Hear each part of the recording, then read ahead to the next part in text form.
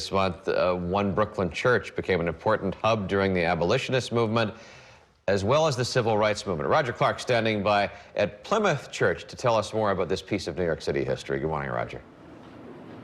That's right, Pat. In the basement, and what happened down here is amazing because we are on a stop of the famed Underground Railroad, where, of course, this secret system of getting slaves from the South up to safety in the North. Absolutely unbelievable, and it happened right here.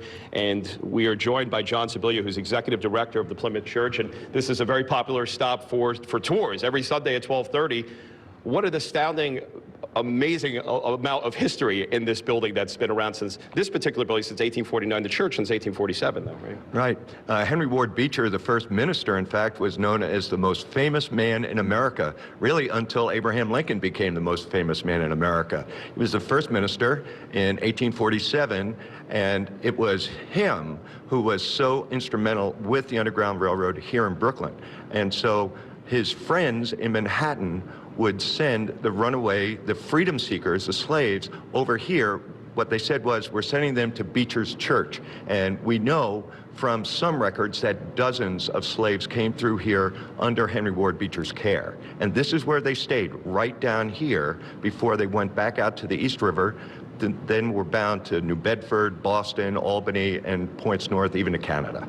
And he was huge in the abolitionist movement. You told me that typically on a Sunday there would be services, and of course he would be talking about that there too. But then there was some interesting things that went on the Sunday afternoons where they were literally selling slaves into freedom. Yeah. Right. So there were mock auctions where he would raise money, pass the plate, where he would raise today tens of thousands of dollars to buy the freedom from the owners of these slaves and get the documents. The most famous being Sally Riggs, who became Rose Ward and came back 80 years later to thank the congregation.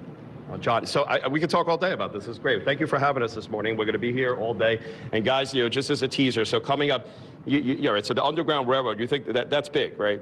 But we also we're going to be talking Abraham Lincoln, and we'll explain why, Branch Rickey and Jackie Robinson and the Brooklyn Dodgers, and yes, even more, Martin Luther King Jr. and his connection to this church on Orange Street in Brooklyn Heights. Amazing. So well, stay tuned for that.